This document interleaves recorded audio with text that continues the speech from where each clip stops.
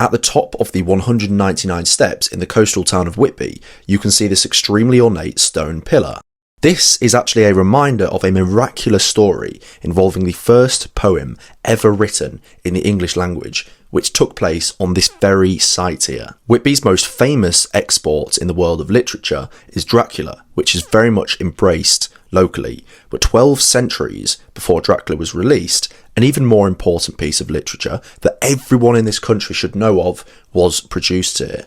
One that went on to inspire one of the greatest writers of all time, J.R.R. Tolkien, and it all started with one man named Caedmon, who in about 680 was a lowly lay brother, a herdsman actually, who was described as well advanced in his years. What is quite interesting is that Caedmon is actually a name of British origin and points to the survival of the British during the Anglo-Saxon migrations of the 7th century.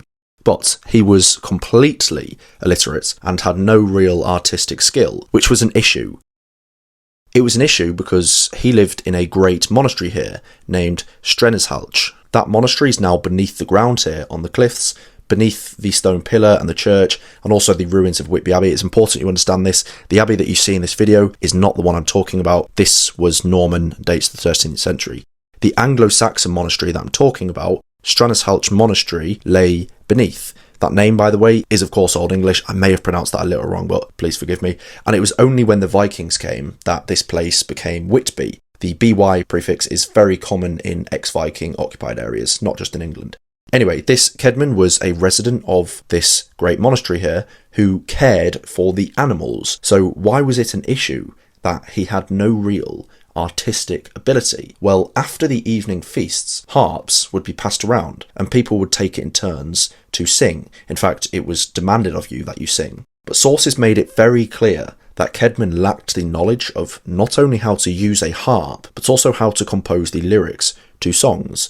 So after dinner, in a rather ashamed fashion, he would just retire to the animals and then go to sleep. This was a recurring theme for poor Caedmon.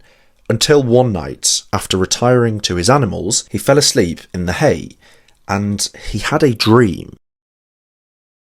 In this dream, someone approaches him and asks him to sing Principium Creaturarum, or the beginning of created things. He of course refused because he couldn't sing, but all of a sudden he found himself uttering verses which he'd never heard before in praise of God the Creator. The man requested Caedmon play the harp too, which to his surprise he was able to play a beautiful tune to accompany the poem he had just created, even though he'd never sung or played an instrument before in his entire life. But dreams are only temporary, and he soon woke up. To his amazement, he remembered the dream and also that he could still recite the song and play harp. It was nothing short of miraculous. He immediately informed his superior, who took him to the abbess of the monastery, our second great historical figure from this story. She was Saint Hild of Whitby. She lived between 614 to 680, and she led the monastery here as it became one of the most significant religious centres in the Anglo-Saxon world, in which literally kings would seek her counsel here. Coincidentally, her brilliance also started from a dream. When she was an infant, her mother dreamt of a precious necklace glowing underneath her garment. It seemed to shine forth with such a blaze of light that it filled all Britain with the glory of its brilliance.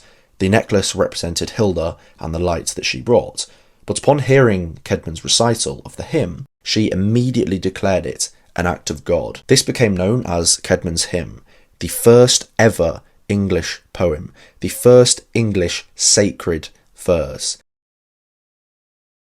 He then became a monk and lived a life of creating powerful Christian verses, which made him very useful, as he could create these verses in a dialect that the local Northumbrians could understand, so it was key in converting them to Christianity. He then passed away on this exact location in the year 680.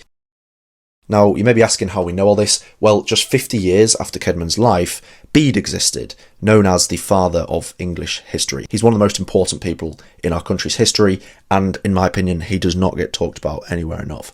So we had England's first ever historian, Bede, writing about the first ever poem in English. This is pure history right here. So it's thanks to Bede that this history actually survived, and who knows where we would actually be without him. But how does this relate to Lord of the Rings?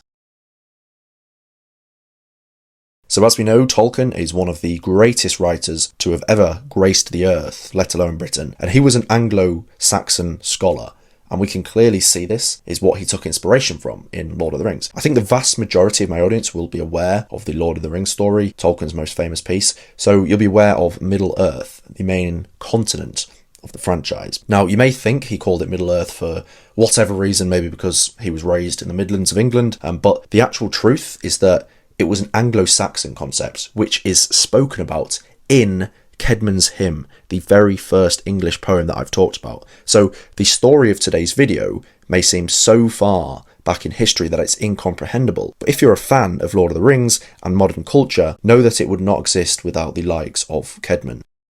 In fact, 12 Anglo-Saxon poets have been identified in medieval sources, but Caedmon is the earliest of them all. So in his hymn, he mentions Middengeard, which is Old English for Middle Earth. The concept was simple, really. We're in Middle Earth, Upper Earth is heaven, and Lower Earth is hell. And this directly influenced Tolkien to use Middle Earth in Lord of the Rings. So this is pure English heritage. This is what it's all about. This is what gets me going. But what about this mysterious stone pillar at the top of the cliff here in Whitby? It is, of course, in far too good condition to be an ancient or medieval relic. It was actually erected in 1898. It stands powerfully at the top of the steps here. There is exactly 199 steps, but that's a different topic. You cannot miss it as you walk up. Upon closer inspection, you will see just how ornate it really is. It's a thing of beauty, and I encourage anyone to get up close and have a look at it.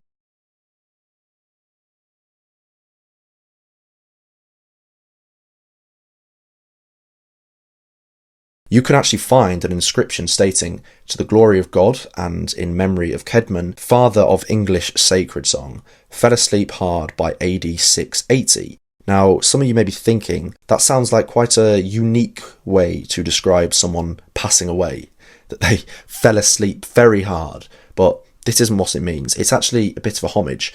The fall asleep is, of course, a reference to his peaceful death, but the very hard, which is an old English phrase with a totally different meaning now, but it meant nearby or close by. So it just means that he passed away close by this monument, and he is somewhere underneath to this day, most likely. So another super fascinating history find here today. Thanks a lot for watching, and if you appreciate the time I've put into this one, please do leave me a like. I do appreciate it.